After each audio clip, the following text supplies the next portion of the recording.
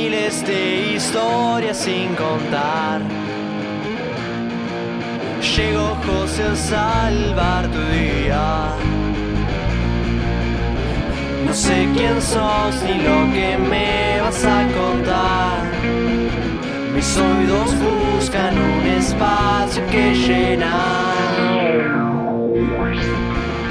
Nos sentamos a escuchar porque estamos en un cumple.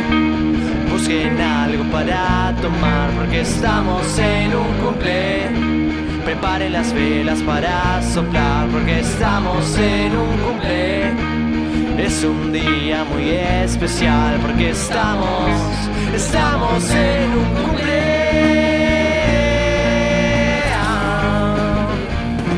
¿Estamos en un cumple? No vale, pa, estamos en un cumple.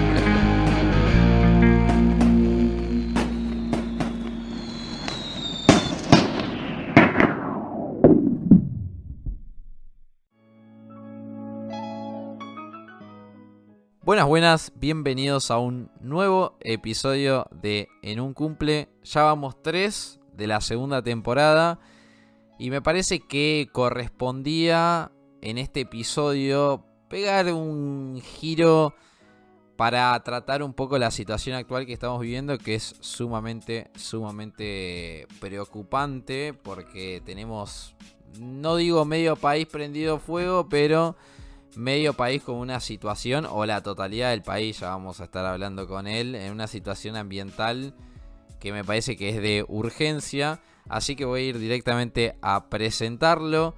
Él es biólogo, filósofo, investigador del CONICET, profesor de la UBA, está en muchos lugares, seguramente ya lo conocen, así que directamente te saludo. ¿Cómo estás, Guillermo Folguera? ¿Qué tal? ¿Cómo andás? ¿Bien? Bien, acá andamos. Un poco preocupado, me parece, por la situación actual, ¿no? Y es una situación grave. Sí, es una situación esperable y grave, las dos cosas. Me gusta eso de esperable. Sabés que antes de ir a discutir un poco lo ambiental, algunos saben que preparo algunas entrevistas. Esta es una de las que he preparado. Sabés, Guillermo, que te escuché en muchos lugares. Que bueno, uno de los motivantes de estudiar filosofía, biología y toda la cuestión y meterte también en tu militancia social, medioambiental, nace un poco también de tu familia, ¿no? De tu historia familiar. Sí, yo ahora, en este momento de mi vida, yo tengo 44 años ahora. Y pues es que lo que pasa a los 40 y pico, como eso del tango, esperarme a los 40, es que uno vuelve muchas cosas a muchas decisiones que tomó en la vida. Mirá. Y yo volví un poco a preguntarme qué me había llevado en la década del 90 a militar en términos de derechos humanos y después a estudiar biología primero y después filosofía. Claro, y mucho evidentemente tiene que ver con una herencia familiar fuerte que está muy cruzada con la historia de mis viejos. Mis viejos son exiliados, son desarraigados en Argentina en el 66-67, con la noche de los bastones largos, son expulsados de la universidad con Onganía, se van para Chile y después vienen exiliados por el golpe de Pinochet. Y yo creo que ese doble desarraigo me marcó mucho y hizo que en la década del 90, cuando empiece a pensar, bueno, quiero activar, lo piense primero en derechos humanos. Pero en gran medida después del 2001, que quizás a mucha de tu audiencia le suene como extraño, como lejano, estábamos en las calles cuando sucedió esa ruptura y sucedió por un lado el drama de una sociedad quebrada, pero también el poder de un pueblo en la calle, donde cada día había un presidente diferente. Digo, no, el 2001 no era solo dramatismo, es importante marcar eso para los chicos y chicas que están escuchando. Y después del 2001 sucedió la expansión de la soja, que hoy ya está tan arraigada, ¿no?, en la dinámica cotidiana. Totalmente. Y todo eso me hizo virar para el lado de la militancia ambiental que hoy me encuentro. Un poco va de la mano, ¿no? Ahí vos decías esos 90. Me imagino que crecer en esos 90, ser adolescente en esos 90 era bastante heavy. Con buena música, eso sí hay que decirlo, creo yo. Pero era bastante complicado.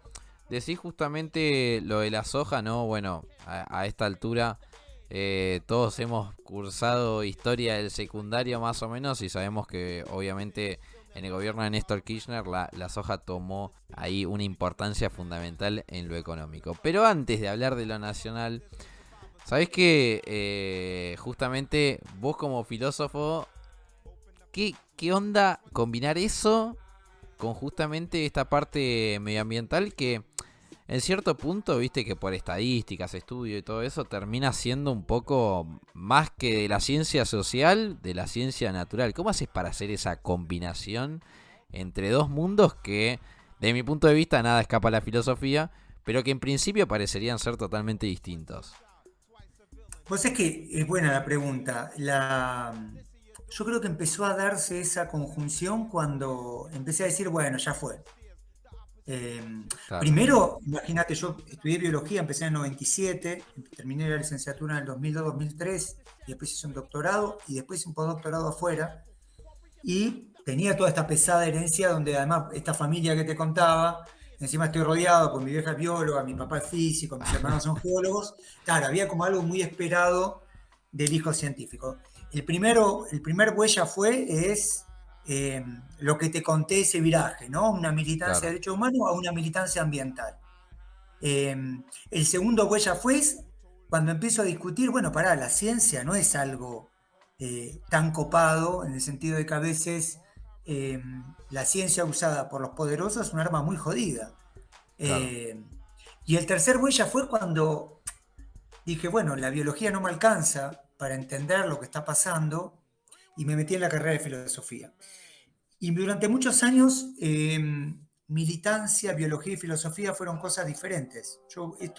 Pero yo lo recuerdo, por ejemplo, yo hice un postdoctorado afuera en Chile, por ejemplo, en temas de ecofisiología, que es un área de la biología. uf, Y me acuerdo, de 9 a 5, trabajar en el laboratorio allá en Chile, de 5 a 8, estudiar filosofía para dar los últimos finales, y después ponerme en la militancia. ¿Entendés? Entonces lo tenía desacoplado, y se dio, yo creo que con el transcurso de los años y con muchos aprendizajes, porque estas cuestiones nunca son individuales, ¿no? Un montón de gente que te quiere, te cuida, te enseña, muchos profesores y profesoras que me fueron marcando el camino, y se fueron haciendo una misma cosa, que es un poco lo que planteabas al comienzo, y esta claro. mezcla de discurso que yo me doy cuenta y de práctica, ¿no?, que tengo hoy, que medio no queda claro si hablo como científico, como filósofo, como militante, y yo reconozco que ese carácter anfibio es algo difícil de encuadrarme, y ya no reniego, ¿no?, de ese carácter. Y no, obvio. No, obvio porque además, por lo menos lo que me sucede a mí, que cuando consumo algunas entrevistas tuyas, algunas charlas, quizás es el toque que uno también busca en vos. Pero te lo cambio directamente desde el perfil. ¿Te han pasado factura esta cuestión de...? Porque viste, cuando lo dice la ciencia es una cosa, pero si la ciencia es militante por algo, viste que ya se pone en duda. Me lo pasan constantemente. Mira, el primer momento en el cual te lo pasan, y me lo pasan, es cuando te hacen sentir que no sos un buen biólogo, un buen filósofo. Claro, Y eso que te estoy diciendo, me lo dijeron de frente, ¿eh? Vos no hacés biología, vos no hacés filosofía. Por eso digo, el huella para mí fue un momento muy importante, cuando vos decís, bueno, ¿saben qué? No me importa. Y no me importa no me importa lo que vos digas. No me claro, importa no me importa qué hago. O sea, claro, yo hoy estrictamente no quiero defender que hago ciencia o que hago filosofía o que hago militancia. No es eso lo que quiero defender. Lo que quiero defender es un norte en el cual yo creo que justicia ambiental y social son una misma cosa, y que se necesita poner en discusión los mecanismos del poder, de los cuales una de las claves es cómo las ciencias silencian a las comunidades locales. Es eso. Y claro. entonces, y eso lo hago que desde la biología, y la verdad que no sé. Me pasan factura todo el tiempo. Yo hoy, dentro de CONICET, tengo no solo un cargo, sino que estoy en una comisión que toma decisiones, y en esa comisión me tratan bien. O sea, Claro, yo no me siento un marginal, pero hay algo en el cual sé, por ejemplo, que los premios se los dan a ciertas personas, no porque yo perciba premios, ¿se entiende? Lo que claro, digo es, hay un camino canónico que yo también trato de transmitirle tanto a las personas que dirijo en el grupo de investigación, como a mis compañeros de docencia, como a mis estudiantes. Hay un camino canónico que cuando uno se desvía, te paga un precio, te hace pagar un precio. Y no está mal, porque al fin y al cabo ese camino canónico también es una expresión que tiene el poder y es algo también que hay que cambiar de manera urgente. Claro. Me hace acordar a esta cuestión, ¿no? De romper un poco los moldes. En tu caso, justamente, por científico y por filósofo, se te duda porque, bueno, tenés una postura que ya de por sí el tener una postura, hoy por hoy ya te tildan de H o B o te encajonan de un lugar o del otro. Pero a mí me parece que en cierto punto esas críticas se terminan de borrar cuando uno va, ¿no? A lo que... Yo no digo que todos lo vemos porque el conocimiento, viste, que no llega tan simplemente. Pero sí se termina cuando caracterizamos quizás en el panorama mundial. Y directamente te voy a preguntar, ¿no? En ese sentido, ya directamente a tu militancia y obviamente a tus conocimientos. La pregunta más boluda quizás que te han hecho de... Hoy el mundo en tema medioambiental, del 1 al 10... Mirá, termino la cuantificación al final, te respondo, voy por el camino más largo. Me gusta. Cuando yo arranqué la militancia en el 2002-2003, yo me imaginaba un escenario así en el 2050. Uf. O sea, claro, yo me imaginaba Argentina prendida a fuego, Argentina bajo agua, Argentina comiendo mierda, me lo imaginaba en 50 años. Claro. Nunca pensé que en 20 años podíamos ver el 10% de la provincia de Corrientes incendiada, o podíamos naturalizar tener tantos químicos que ya tenemos cáncer de manera que ni lo cuantificamos. O sea, claro, eso no lo podía percibir. Cuando yo te dije al comienzo y me presenté, dije, bueno, algo esperable, era esperable como pronóstico, pero no los tiempos. Los tiempos se han acelerado. Se han acelerado en gran medida a nivel local, regional y global, porque encima aquellos y aquellas que toman decisiones no saben otra cosa que poner la pata en el acelerador. Entonces, vos lo que tenés es, por ejemplo, la expansión de la soja, y de golpe tenés a Argentina top 10 de los países más deforestados. Claro. En los últimos 20 años. O tenés que la Sociedad Argentina de Apicultores te dicen perdimos la mitad de abejas en los últimos 10, 15 años,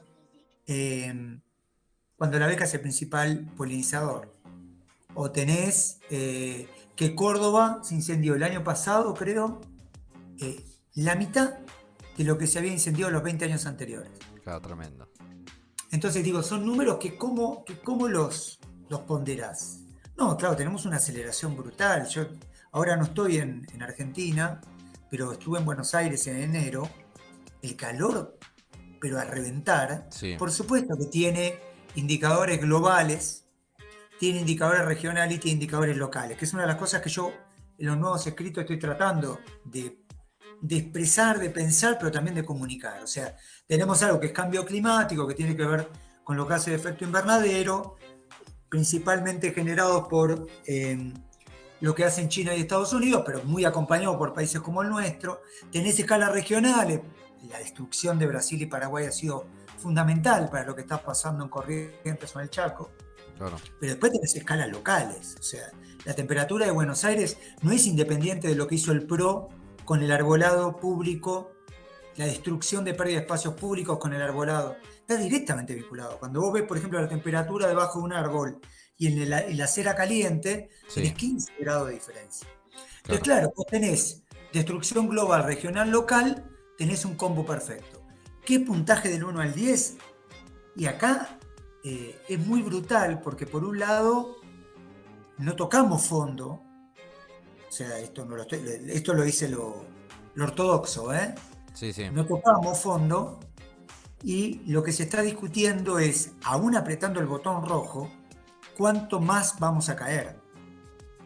Con lo cual, digo, aún cuando te ponga del 8 al de 10, ese 8, lo único que tenemos para esperar es un desastre. Y entonces acá esto lo conecto con algo, José, que me parece muy importante. Yo estoy en un colectivo radial que se llama Después de la Deriva, en FM La Tribu, y el año pasado entrevistamos a Bifo, ¿viste? Que es un intelectual italiano muy interesante. Sí, sí. Bifo dijo una frase que a mí me marcó, porque también esto tiene la otra parte, ¿no? La contraparte política que tenemos que discutir.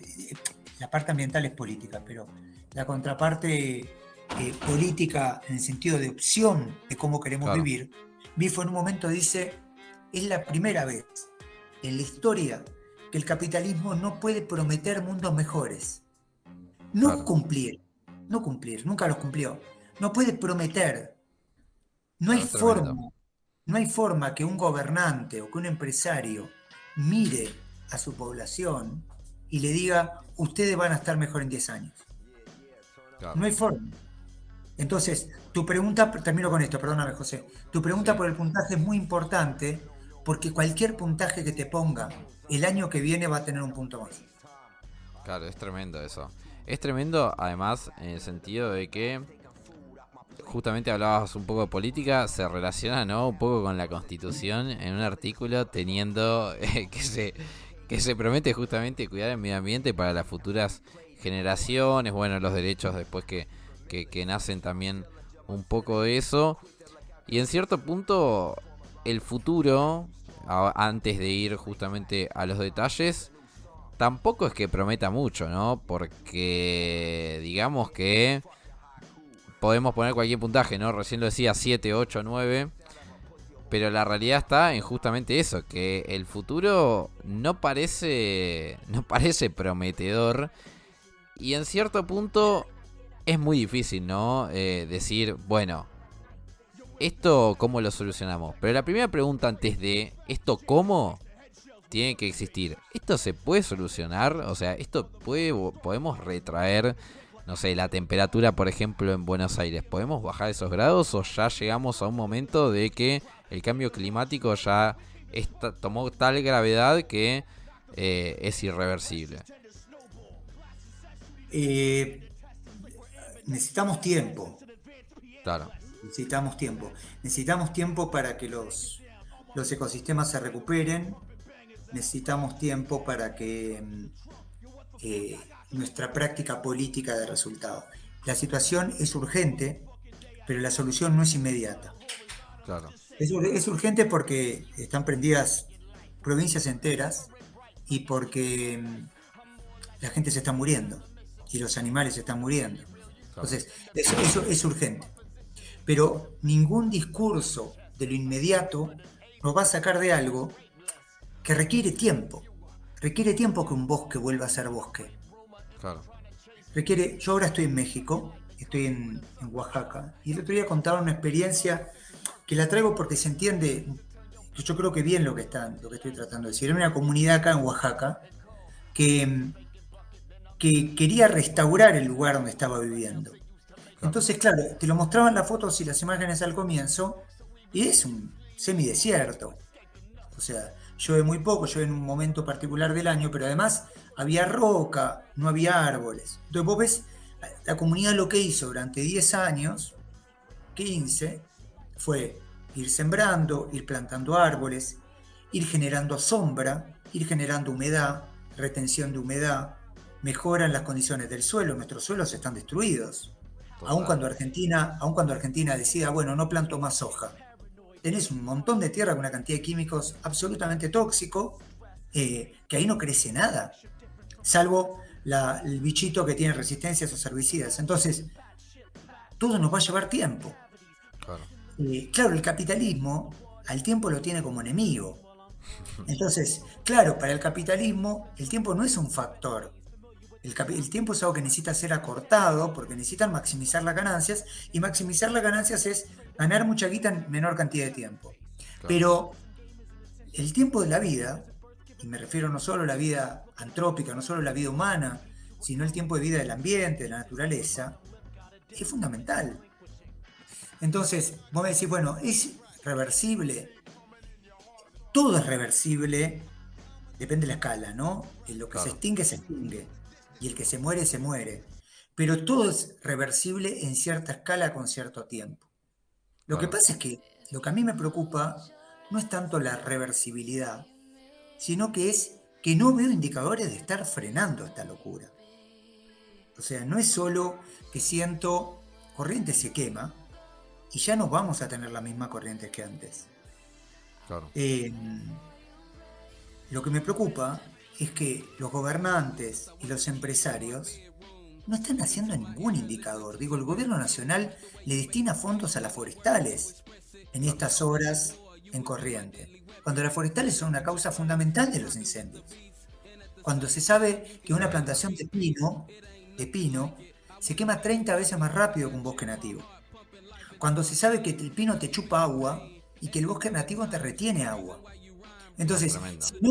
claro, entonces es buena la pregunta de la reversibilidad, pero yo créeme que no es lo que más, en estas horas no es lo que más me obsesiona cómo hacemos para que nuestra política pública se dirija a algo que no tenga que ver con el beneficio de un puñado de personas.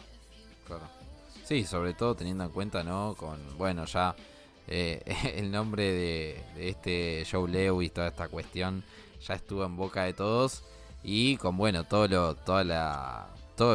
yo le digo asesinato, porque todo lo que hizo Benetton en el sur es no solamente asesinato en términos de, justamente como vos lo decías, de personas, sino del ambiente.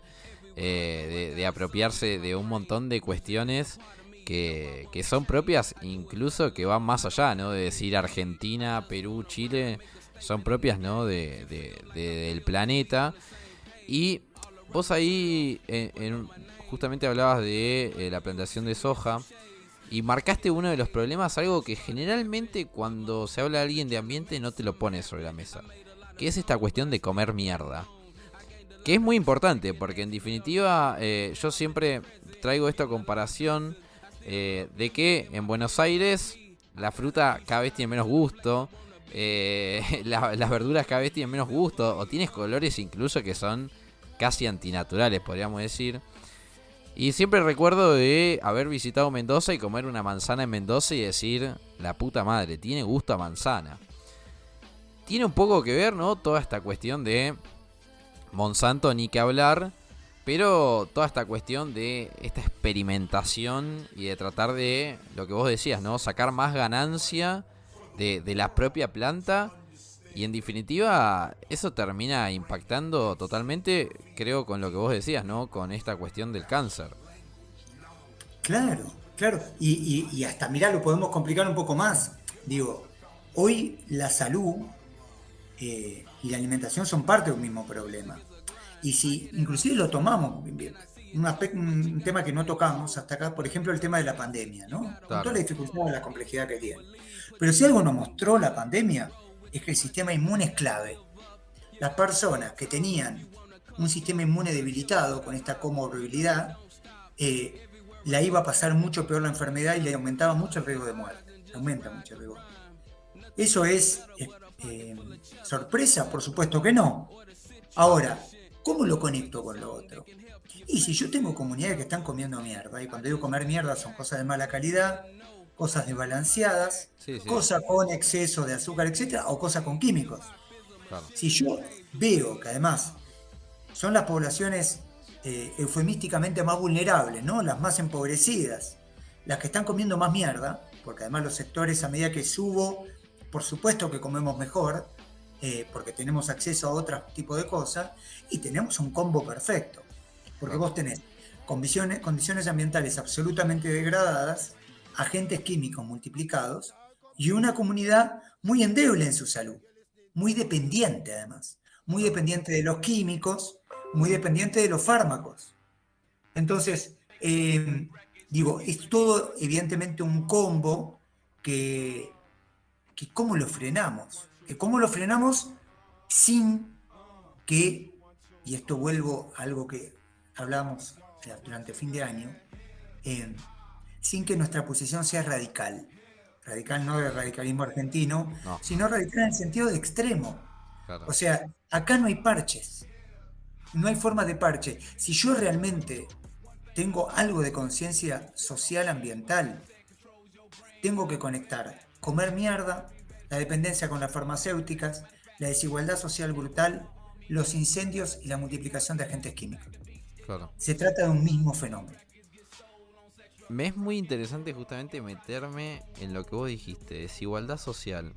Vos sabés que hay un prejuicio que ya a esta altura a mí me parece hasta estúpido, porque es realmente no ver la realidad, incluso viendo muchos indicadores de lo que sucede, no en Buenos Aires, sino en las distintas provincias. Esta cuestión de que el medio ambiente genera incluso más pobreza, que empeora totalmente la calidad de vida de la gente. O sea, estamos discutiendo directamente un fenómeno que muchos lo llevan a lo económico, a plenamente decisiones económicas, pero que en este sentido tiene una banda que ver con justamente la cuestión medioambiental, ¿no? Claro, sí, es clave. Sí, se ha motorizado acá vuelvo a México porque me ha tocado vivirlo en las últimas semanas.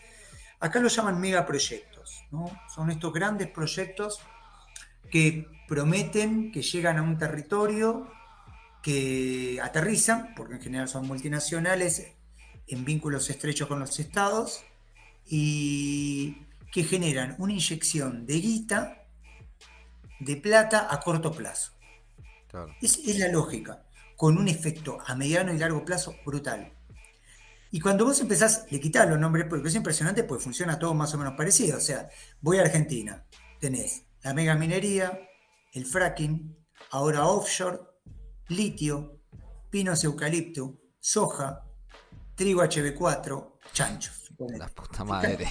Y lo intentaron con salmones. Fíjate, todo, o sea, yo casi que te puedo armar una única oración diciendo megaproyectos que tienen a multinacionales con complicidad del Estado o con un vínculo de socio del Estado que llegan a un territorio generando un proceso de extracción para exportación de cualquiera de esos 8 productos que te mencioné como commodity para ser comprado en otro lugar del mundo, generando impactos a mediano y largo plazo desastrosos en el ambiente y en la sociedad. Fíjate que puedo armar la misma oración y le pongo litio, le pongo chancho, le pongo trigo HB4 y funciona igual. No, es tremendo.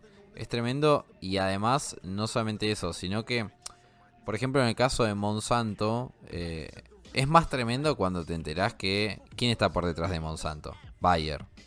Es más tremendo justamente cuando te vas a fijar de que, viste que está en la discusión y a vos seguramente te ha pasado, porque he leído algunas entredichos en Twitter, esta cuestión de, no, Guillermo, vos no entendés nada, porque vos defendés el medio ambiente, pero te estás cagando en la economía de tu país. Y después te das cuenta justamente que los que están arruinando el medio ambiente, ni siquiera vos percibís un tipo de ganancia como país. Es tremendo. Es tremendo y es el gran triunfo del capitalismo general y del neoliberalismo. Porque esto cuando lo discutíamos en la década del 90, no había duda que entregarle el territorio, sea Bayer Monsanto o sea Syngenta, por ejemplo, Claro. Era una cuestión antipatriota, entreguista y neocolonial. O sea, no había duda. Era propio de la lógica del menemato que continuaba la tradición de Martínez de Oz y compañía. Ahora, con un discurso progre, hacen las mismas políticas Claro. en nombre de una cuestión que además, si te fijas, que entienden, inclusive suponete que nos detenemos en que es algo económico. ¿Qué entienden por economía? Entienden la balanza comercial, entienden el PBI, entienden el Producto Bruto. Pero no es que entienden desigualdad social, calidad de vida, Claro. o inclusive, exportan madera. ¿Consideraron el costo de la madera? ¿Consideraron cuánto se está perdiendo económicamente en Chubut, en Río Negro o en Corrientes por los incendios? Por supuesto que no. Digo, entonces, aún tomando los aspectos económicos, son muy burros. Claro. Son muy burros. Pero claro, ¿no? Cuando digo que son burros, no estoy diciendo que son tontos, porque se están llenando de guita. Son burros en el sentido de que, claro, de que hacen las cuentas que puede hacer una persona que no comprende un fenómeno y que cree que su ingreso es el momento en el cual vende el producto. No, considera los costos que tuvo eso. Claro. Entonces, ¿cuánto vale el tratamiento oncológico de un pibe con leucemia para el Estado argentino? ¿Cuánto le sale al Estado argentino para que después titule el periódico La Nación, entran millones de dólares? Pará, entran millones de dólares por la soja. Y el glifosato que daña a las abejas y a los pibes con cáncer. ¿Están siendo considerados? Por supuesto que no. Bueno, ¿cuánto sale el tratamiento en términos económicos, de un pibe con leucemia o la pérdida argentina de la producción apícola? No, no está en la cuenta. Claro. Entonces nos toman, y acá, perdón, nos están tomando de boludos. Nos están tomando de boludos. Yo ahí pierdo un poco la compostura y me enojo porque en algún lugar ya, ¿cómo voy a discutir con una persona que se inmuta? Me pasó en un programa televisivo que una persona sin mosquearse me dijo, escúchame, y también pasó en un debate, voy al debate radial con un economista conocido, organizado por la red de periodistas científicos. En un momento esta persona dice la frase increíble, dice, por el derrame de la Barricol con cianuro no se murió nadie. Qué hijo de puta. Y le tuve que decir en vivo a este economista, usted no entiende la diferencia entre daño crónico y daño agudo. O sea, tenemos a una población sanjuanina que está tomando cianuro hace años. Claro. ¿Qué sabes qué pasó y qué dejó de pasar? ¿Qué No, pasó? Entonces, estamos metidos en un combo muy macabro donde vamos a tener que patear la caja entera, ¿no? Sí, es que en cierto punto también un poco invita a eso. Y justamente si hablamos de invitación a patear la caja, venimos de una experiencia de lucha justamente a favor del ambiente. Primero con la megaminería. Rompieron las pelotas en la megaminería. Ahí les patearon la caja. Andá a buscar la casa de gobierno. Petroleras en Mar del Plata. Lo último que leí, parece que a pedido del propio gobierno suspenden la cautelar que frenaba la instalación petrolera en Mar del Plata. Y ahora Corrientes.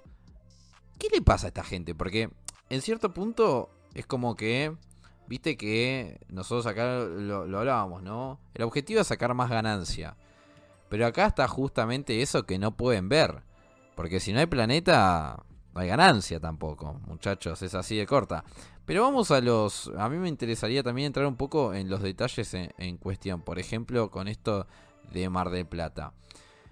¿Sabés que estuve en una discusión media familiar, podríamos decir? Y me decía, no, pero a Mar del Plata, si hay petróleo ahí, lo tenemos que sacar. Venimos discutiendo esta cuestión, ¿no?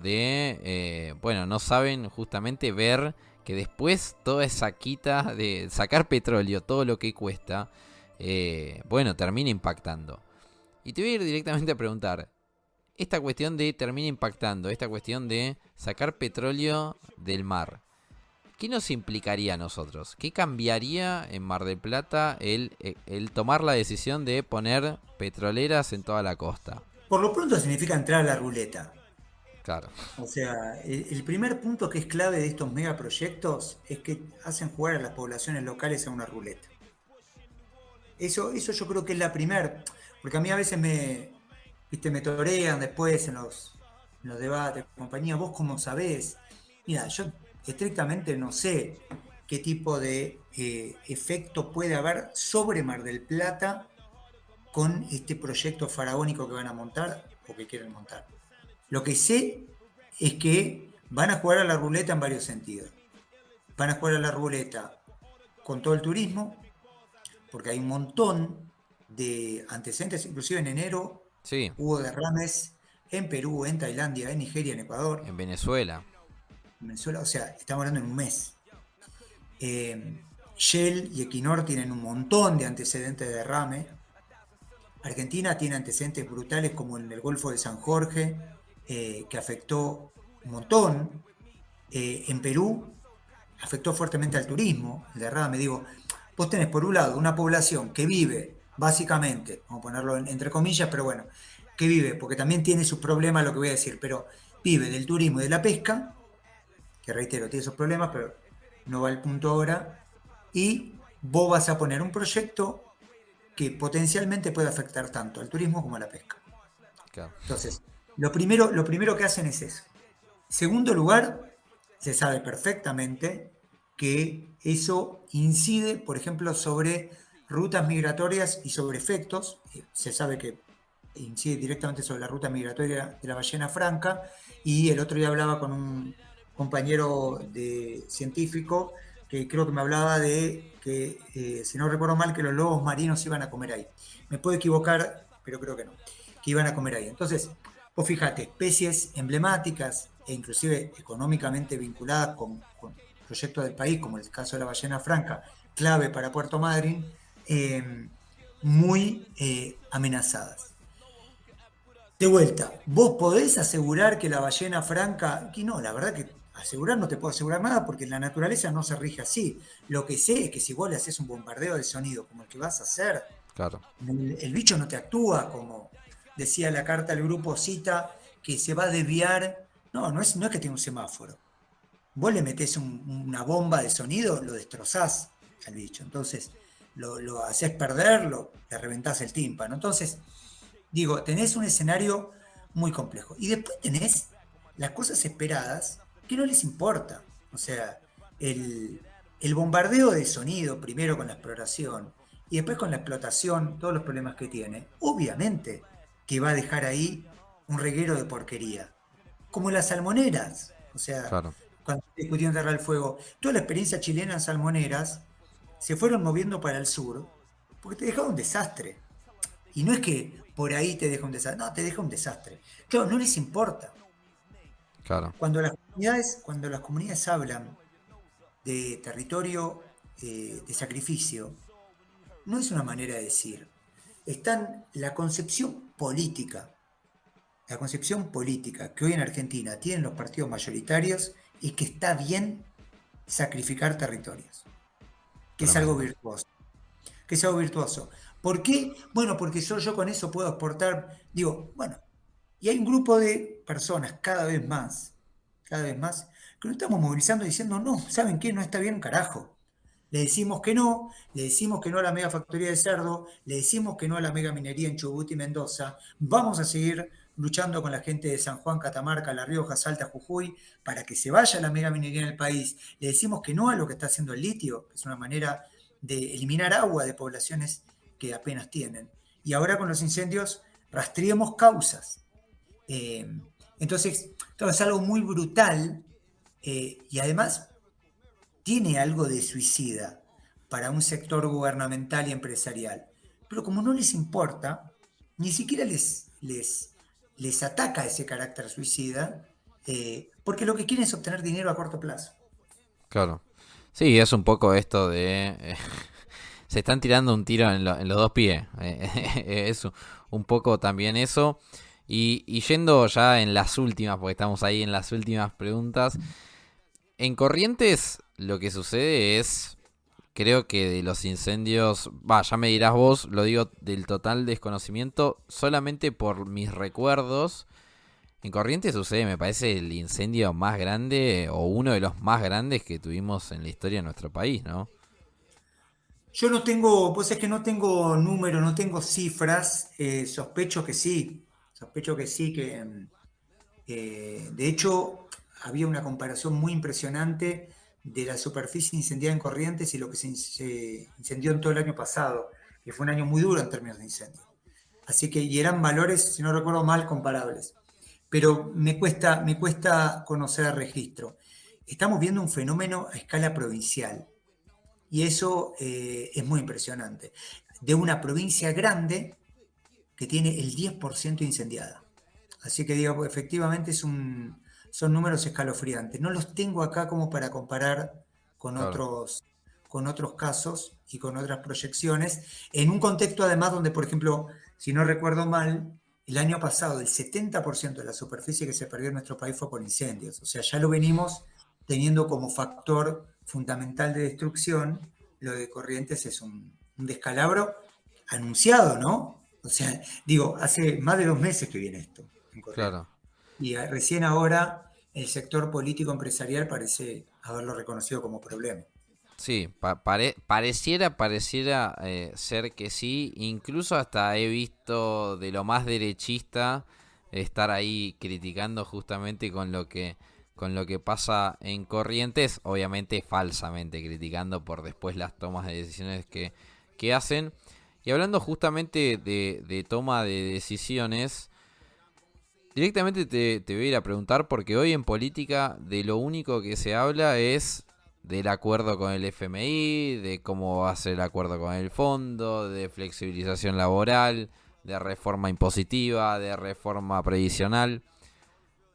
¿Cómo le afecta en cierto punto este acuerdo con el Fondo Monetario Internacional a la cuestión del medio ambiente?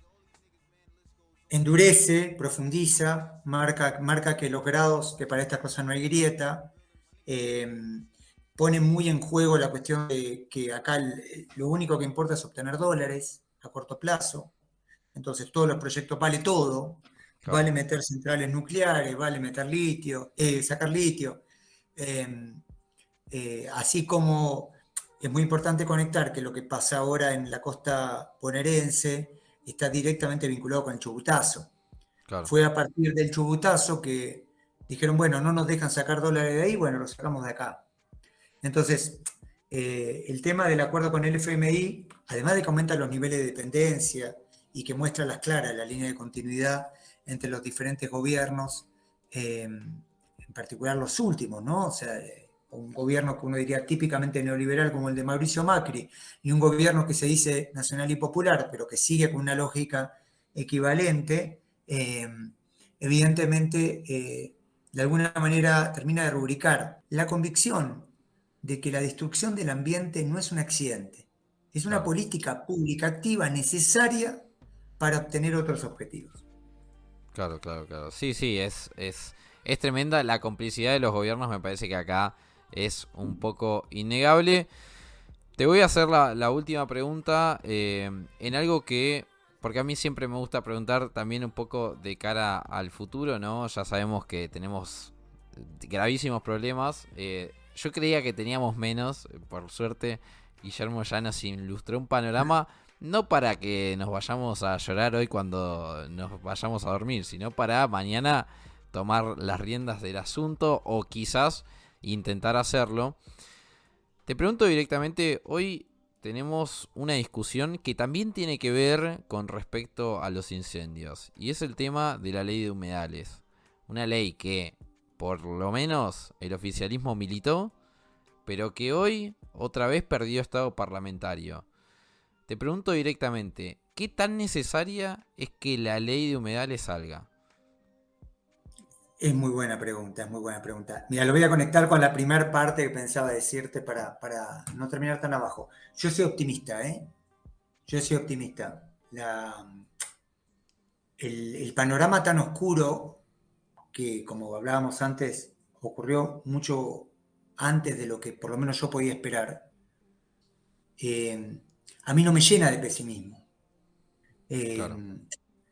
Porque creo que estamos en un momento político muy interesante, pero no porque peor mejor, no porque crea que es bueno que esté 10% de una provincia incendiada, entonces ahora, no, porque lo veo, porque veo, antes de lo de Corrientes, hice entre octubre y diciembre, hice 6-7 viajes por el país. Fui a Mendoza, fui a Paraná, fui a Bahía Blanca, fui a Rosario, fui a Concepción de Uruguay.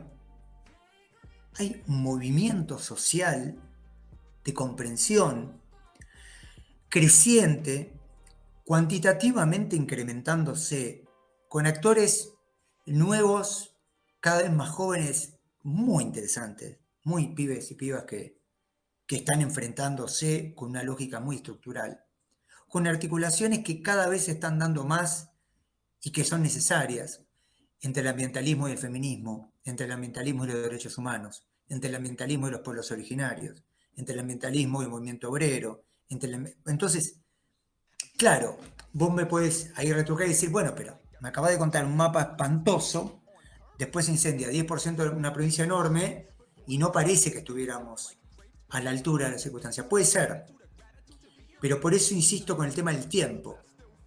Yo creo que acá la cuestión es urgente, pero la solución requiere tiempo de organización, de convicción, de trabajo para poder darle frente y además proyectar otras vidas. Claro, Porque no se trata solo de frenar, porque hasta acá básicamente hablamos de cómo frenar megaproyectos. Acá se trata también de cómo, mientras tanto, ir incentivando prácticas comunes de las comunidades para que puedan reproducir la vida y no mercancías. claro. Eso nos va a llevar tiempo, pero creo que políticamente estamos en un momento interesantísimo, que nos va a permitir comprender de otro modo la realidad. Ahora, lo más probable es que ni vos ni yo, por las edades que tenemos, por más que te llevo 20 años, podamos ver esos cambios. Claro. Pero vamos a tener que trabajar para que esos cambios ocurran. Vamos a tener que laburar para esos cambios. Siempre con una comprensión, José, que es el movimiento ambientalista en Argentina tiene por lo menos 50 años. Claro, nada. Es un movimiento, claro, nada, pero a su vez Mucho. tenemos mucho. Digo, no es un movimiento nuevo. Entonces, vamos a tener que laburar más. Me parece que ya quedó el ambientalismo dentro de una agenda. Y ahí viene la segunda parte, que yo voy a dar mi respuesta más franca. ¿Sí? Primero, la ley de humedales se cae por un lobby brutal que hay. Inmobiliario, agrario, ganadero, minero. Entonces, todo lo que estuvimos hablando hasta acá está claro que está directamente conectado con el modo en el cual la ley de humedales vuelve a caerse en el país. Claro. En medio de los incendios, además. Ahora bien, ¿alcanzaría la aprobación de la ley de humedales para revertir esto? La respuesta es no. La respuesta es no. Necesitamos nueva protección legal, necesitamos otra justicia, necesitamos un sector gobernante que esté a la altura de las circunstancias, necesitamos que esta cuestión empresarial predatoria hegemónica se quiebre, pero necesitamos más cosas. Claro. Digo, y acá, yo sé que si me escuchan mis amigos y amigas, abogadas y abogados y especialistas en derecho ambiental, posiblemente tengan otras cosas para decir diferente a la mía. Pero yo acá no creo que el problema sea legal ni el problema es científico. Acá el problema es político, ético-político, que tiene que ver con cómo las comunidades viven. Argentina podría tener otra situación con estas leyes. Como no las tiene, y como nuestro sistema político empresarial se caga en las leyes, es que se necesitan otro tipo de leyes. Claro. Pero acá yo creo que principalmente tiene que ver con que los territorios y los cuerpos están siendo usados para negocios de un puñado de personas. Con lo cual, y con esto termino, la ley de humedales es la expresión más clara de cómo un lobby brutal no tuvo ningún empacho en hacer caer una ley que era una especie de resguardo mínimo de algunos sectores del país, pero también me parece importante comprender que acá no vamos a tener ningún elemento simple que nos salve, del mismo modo que el movimiento feminista sabe que la aprobación de una ley particular no va a ser el fin del patriarcado, independientemente de la frase de Alberto, y lo mismo sabe el movimiento de los pueblos originarios, que aun cuando se apruebe alguna ley en contra de, eso no será solución de los problemas que están viviendo. Así que es una situación muy compleja, evidentemente de muchas dimensiones, que va a requerir un esfuerzo muy grande de nuestro lado para trabajar en todas esas direcciones a la vez, también en la legal.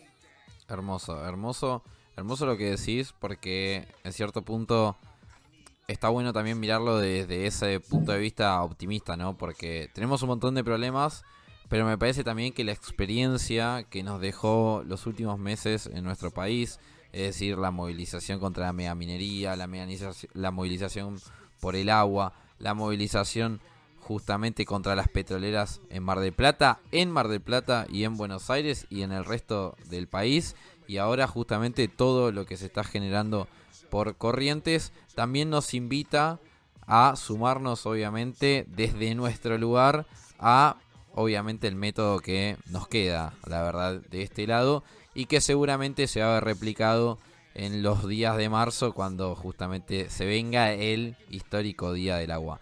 Guillermo, un gustazo la verdad charlar con vos, porque era un poco también lo que decía, ¿no? Porque la verdad que para traer a alguien acá, para que repita estadísticas, no tiene mucho sentido, porque la realidad es que somos un todo, así como vos lo decías, con tu lado filósofo, con tu lado militante.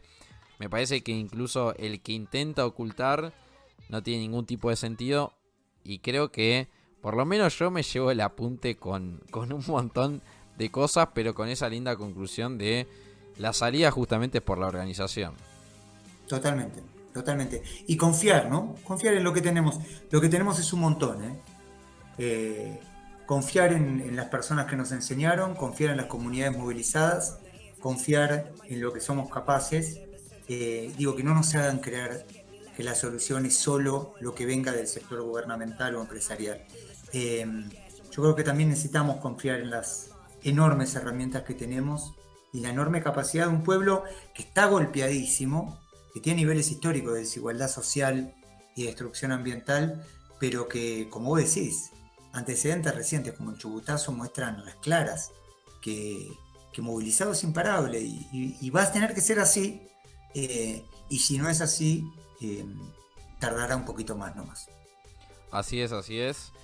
Guillermo, un gran abrazo y bueno, lo que te quede esta día en México, a disfrutar. Dale, gracias, che, un enorme abrazo y gracias por tanto, ¿eh?